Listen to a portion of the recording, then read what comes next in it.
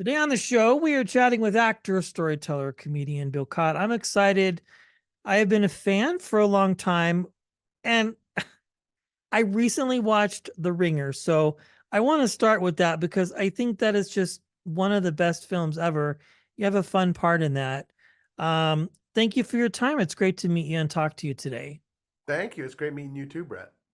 Well, that's a fun movie. It's a Johnny Knoxville vehicle. And if nobody has seen this movie, it is fun. It's done in such an honest and truthful way. And it's just a really good film. I want to ask how that role came about for you because your character is just so funny and it's a good film and it's got a mix of actors and other folks who have Down syndrome and disabilities. And it really addresses a lot of funny things, but also very important conversations to have. How did you get involved in that? Because it's just a really good film. Yeah, well, thanks. The movie definitely has a lot of heart. And at the same time, I think if it were made today, I think it would be made a lot differently. And I think all the roles of people with disabilities would be played by people with actual disabilities. Yeah, that would be Although, one thing for sure. although there were only three or four of us, and out of a cast of that many people, there had never been a movie with that many people with disabilities in the film. So it was groundbreaking for its time. Some elements of it, I think, some people have considered dated to this day, but the humor still stands and the message still stands, obviously. So the way I got involved with the project was I had been doing a character very similar to the character of Thomas in the movie that I called Frederick, and he was kind of an amalgam of people that I had worked with and people that I had volunteered with, and even a neighbor of mine at one point, different people with disabilities. And he always had a sense of heart to him, and it was always punching up at the people who were underestimating him and never punching down. And so I think the word got around to Barry Blaustein, the director, um, who was hired by the Farrelly brothers to direct the film, and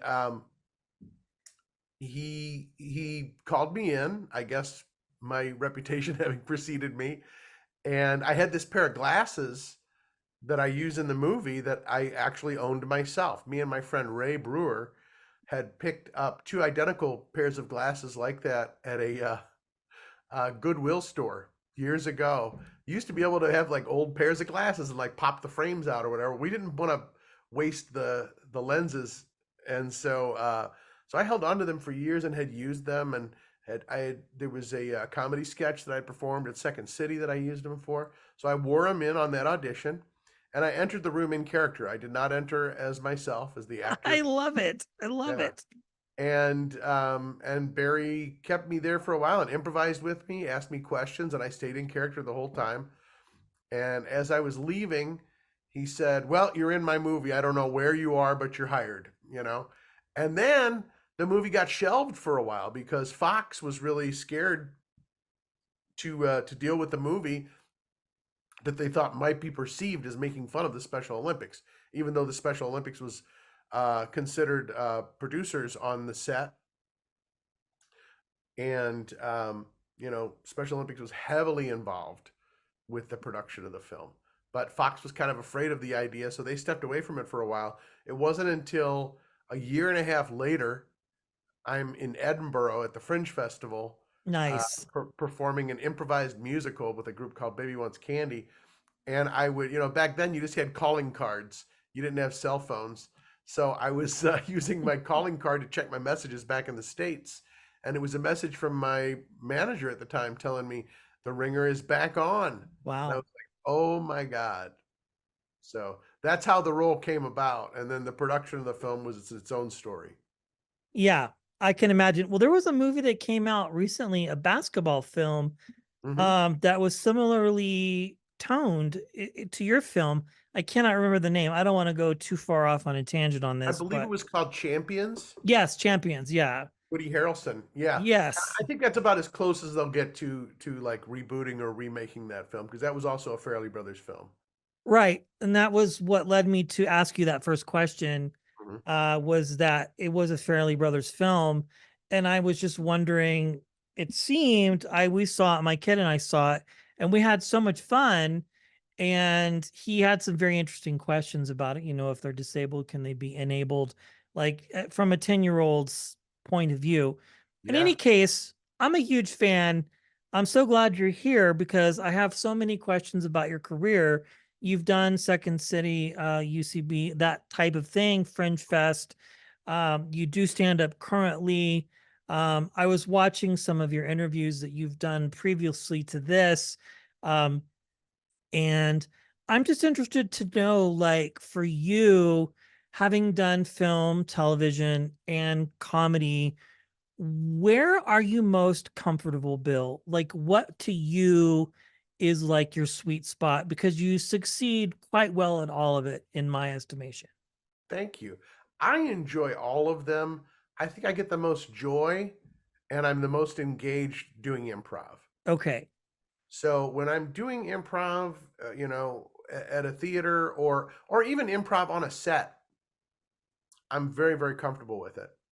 Um, I'm ADHD, so lines are always a challenge, but I always get them memorized but it always I feel so drained at the end of a day of shooting, especially on film when you're shooting the same scene over and over and over again. Yeah. And although it'll get you a lot more notoriety from, some scenes in a movie versus an improv theater in North Hollywood somewhere, that's where I feel the most at home and I feel the most safe and I feel the least stressed. Yeah. Interesting. Because memorizing lines, I can imagine, could be challenging in any Yeah. case, especially with ADHD or whatever. Hmm. My son has been diagnosed with that. So we definitely have explored that world. We didn't know this until the pandemic hit, and his Hmm. mother made the decision. We co-parent and Hmm. made the decision to homeschool him, not like Zoom school, but like physically homeschool him, bootstrap for a year. And we went through the process of diagnosis, Hmm. medication. So we're huge advocates of that part. So we've had to learn different ways to educate him and that sort of thing to get through that. That's interesting. So and that is where your sweet spot is. Yeah. Um, as far as stand up goes, how did that come about for you? The chicken or the egg, which came first, so to speak. Well, improv definitely came before stand up, and I don't do stand up as frequently anymore. Okay. But I did. I even opened for the Smothers Brothers in St. Louis at the Family Yeah. Arena. So I've performed in front of an arena crowd, opening for one of my favorite acts of all time. And I kind of like fell away from that just because when you do stand up, you really need to devote all your time to it. It has to be something that you really, really want to do and love doing. And what I was doing really was I was shoehorning bits that I knew worked on stage into a stand-up act. I didn't have a persona of my own. I wasn't coming out there and like speaking as myself. And maybe that's something I still have yet to do in life. There are two things that I have yet to do in life that I think would be a challenge and I would love to do. One of which is like tour as a stand up comedian to really develop and hone my own voice, my own personal point of view, and not a series of characters and like observations, but an actual act of my own. And then also hosting a game show. I think I I could would, totally see that. I mean, yeah, that would be awesome. I would be great at that, I think, and I would love doing it. And I think it suits my personality because I love I love rewarding people. I love being generous, and I also love sympathizing with people if things don't work out. I Most of love that it. work is improvised. I think all the bells and whistles and everything involved, and sound effects involved in the game show world would probably engage my mind enough to keep me active and going. And there's a chance to engage all those improv skills. Yes. Well, currently you can be heard uh, in the streaming animated series Pluto. Um, you do a lot of voiceover work? Is that something also to you that is fascinating and a sweet spot? I should Um, add, yeah, that's another. If I was going to be um, picking one venue of professional, you know, uh, work in the industry that I would love to do as much as performing improv in front of a small audience would be doing voice work, because that also is another outlet for improvisation. You don't have to memorize the lines. It's right there for you on a script in front of you. You get to interpret it and reinterpret it. You're working with the producers and the people who wrote the material to hone it, and you get a chance to play a bunch of different characters. So I love voiceover. Working on Pluto was great. Of course, I wasn't the original voice. I dubbed the English version, and but to be on something that was so internationally anticipated was really, really cool. I love it. Very cool. So I want to wind the clock back for those who might not know, where did the journey begin for you as an actor and as a storyteller? What was it that drew you into it and made you choose what I consider to be such a different world than most that work 8 to 5, present Yeah, company included? for sure. I I wound up starting my career as an actor at the Second City in Chicago. Okay, that's what I knew that, but Yeah. for those that didn't know, so you Mhm. came into the what class were you a part of? Was it with the Matt Walshes or the Yeah, actually, the I was hired at the same time as Matt Walsh and Neil Flynn, um, and we were all like the second group of people right after, like Dave Keckner and some of the other folks that hit, big time before us. Like and I guess Stephen Colbert, Steve Carell, all those guys were on the main stage when I was hired at Second City. were you in there with June Diane Raphael, or was that before, after, um or you know That what? must, I think that was after. Okay. Well, this is very cool. So you got into it, you did it. At what point did you come to the realization that you were good at it and that this was something that like you wanted to continue to do? This is going to sound egotistical, but I knew I was pretty good at it before I was hired. No, Uh, that I think I, that makes sense. I mean, most I had been, yeah, I had been doing improv and sketch at the Catch a Rising Star in St. Louis, okay.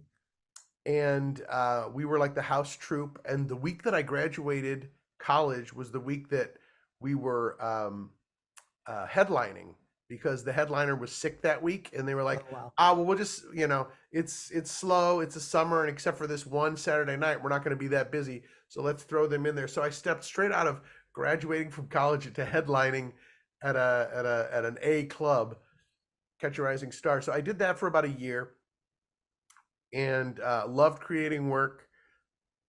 And the talent coordinator, Todd Grove, for Catch a Rising Star at the time, was like, Bill, you need to move to Chicago. You need to go to Second City. And I knew because that's what I wanted to do since I was a kid. My dad introduced me to SCTV Oh when I wow. was a kid. And so, like the recent passing of Joe Flaherty hit me hard, Oh, because I bet. the first real comedy I saw, like I wasn't allowed yet to stay up too late for Saturday Night Live and all that, but we were allowed to watch SCTV. And so Eugene Levy, way before anybody knew who he was, or Catherine O'Hara, John Candy, Joe Flaherty, Dave Thomas, Andrea Martin, all of those amazing performers were my inspiration. And I knew they had all come from Second City. So I went there, and there was an interesting thing that happened. They brought all the people who were currently on the in the touring companies, and by now all those people have become hugely famous as well. They brought us into this room, and they were like, they wanted to refresh this classic Second City material, and some of which some of us were already touring, and they just wanted to make sure that they were staying with the roots of the sketch and how it was intended to be performed, and to punch it up, and not just to be like, well, here's this other stuff that I didn't write, so I'm going to half invest in it, because people really wanted to get their own material written and on stage at that point. And we did some classic Second City sketch. I can't remember what it was. And the 3 or 4 person ensemble that I was doing the sketch with, I can't even remember at this date anymore who I was doing the sketch with, but we killed, and in particularly I killed in that sketch. And that's not necessarily what you want to happen when you're doing sketch or improv. You don't want to be the person who stood out. You want to be the person who was feeding into the ensemble. But that's all I focused on. when I'm performing is, how do I make everybody else look good? And then as a result, you wind up looking good because your realistic reactions and everything. But my friend Ali Faranakian, who later went on to start the People's Improv Theater in New York, he was like, realize what you just did? You made a room full of some of the funniest people in America laugh at material they had already heard before, and some of them had already performed before. And I was like, yeah, I kind of guess I did. And Kevin Dorff, who was somebody I really looked up to, he was like a comedy big brother to me as well. Um, the first time he did a show with me, he was like, you were kind of born to do this work. And I was like, thanks. Yeah, because I don't think I'm qualified to do anything else. I think I'm more qualified to perform than I am to write. Uh, you know, both of those guys that I mentioned, both Ali and Kevin, were like, far better writers than I was. So were the women that I worked with, like Tina Fey and Amy Poehler, amazing writers. Yeah. I knew that I had a gift for performing and for doing sketch comedy and improv and stand up when the occasion came about. But um, yeah, I knew pretty early that that's what I needed to do and what I wanted to do.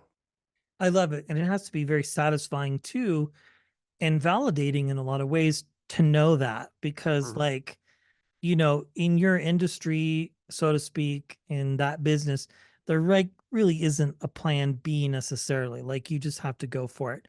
One last question here, Bill. And again, I would love to hear your thoughts on this with the age of social media and all of these platforms now, and reality TV shows and talent shows and all of that. Like, is there a case to be made, particularly now with TikTok, which you've come across my feed many times with a lot of your episodes from Wizards of Waverly Place, which you were on that podcast too a while back, and Yeah. all the others. Like, is there a case to be made? Obviously, there's opportunity and there's, connection, but at the same time, like, if you have an idea, there really is no reason to not try it, right? It might not Yeah. make it to network television, or you might not have to get an agent or a publicist or whatever the case might be. But is there a case to be made just to create, right? Would you say that's a fair statement? Yes, I think now more so than ever. There has never been a time in the history of communications that you have been able to have an idea, throw it out there, and see if the world picks up on it. Because even in vaudeville, when things weren't high tech, you would have to go through a series of auditions and then have to make it in a very tough industry where there were only limited people who could fit on the bill. And then, of course, when film started, there were very few people at the top of that pyramid and so many gatekeepers trying to keep people out. The same with radio, the same with television. And even with YouTube, it was difficult because, how do you reach out and how do you become viral? And some people did. But with TikTok now, you don't have to have a fully formed idea. You can have a concept 30 seconds long. This one girl that did the Chick-fil-A video, the one she was like, you want the sauce with that? No Chick-fil-A sauce? Just that one take, somebody, her random friend was like taping her while she was ordering at Chick-fil-A, and now she's internationally famous on TikTok. Crazy. Yeah. One story, and not to, just by point here, David Lasher, um, who is part of the Hey Dude universe on Nickelodeon, and Mm-hmm. now he has a podcast with Kristen Taylor. We talked to him yesterday, and I made the connection. His daughter, Chelsea Lasher, has just blown up on social media, and he's like now coming to her asking, how do you get 650,000 followers? Like, Right. it's crazy, like the resources that you don't need, so to speak, to just put yourself out there. Since somebody made a comment like Instagram is where you're seen, TikTok is where you're brave. Like, Mm-hmm. it's a very native platform that some people have picked up on and had tons of success. But literally, I have this show that I do, and we've been very fortunate, present company included, to have amazing, talented people on here There's no producers. There's no, like, it's your show. And Mhm, David was saying he is 100% in control of that. Like, the business is weird right now with coming back still from COVID mhm. and even the strike now that people are recovering from. One last question. Best advice you've ever been given, Bill, that stood out to you, that made you go, man, I'm so glad, whether it's been in your career as an entertainer or maybe earlier on in life that motivated you? Best advice that I've been given. Well, it sounds kind of hokey, but it's so true. It's to be yourself. Yeah, no, that's great. Yeah, because that's what people are really looking for. They're looking for something authentic. Yeah. And the more you try to push, the more you're going to stress yourself out, the more you're going to try to be something else. But if you can just show up and be present and be comfortable with that and know that you're enough. See, all these other lessons are like wrapped up in that whole little riddle of just be yourself. Because when people say, well, what is myself? Well, sometimes it takes until you're 40 or 50 years old to really figure out who yourself is. But maybe if more emphasis were put when we're younger on figuring out who we are and allowing ourselves to not have to meet other people's expectations for anything. I think life would be a lot easier and it'd be a lot easier to find the right path. I love it. Well, again, everybody watching and listening, please check out Bill. If people want to connect with you, what's the best way to do that? Where are you the most active? One of the places I'm most active is TikTok at Bill Chott, Yes. Chott. I'm also on Instagram. I'm on Facebook. I'm all the places. Um, and yeah, pretty easy to reach. Awesome. Well, Bill, thank you for hanging out today. I really do appreciate your time. And if you've never seen Wizards of Waverly Place, I mean, you have to check that out. It's a lot of fun. Bill has a fun string of episodes on that as well. And If I could plug something really quick, of if course, I may, yeah. I was just cast in a production that's going to be here during the Hollywood Fringe Festival called Pure Cinema, and I'll be playing the part of Alfred Hitchcock, and it's a dramatization of the lunches that took place between Alfred Hitchcock and Mel Brooks when Mel Brooks was making the movie High Anxiety. Wow, that sounds So, amazing. yeah, it's going to be great, and people can find out information about that on the Hollywood Fringe website. Awesome, Bill. Thank you graciously for your time. I really appreciate it. My pleasure. Thank you.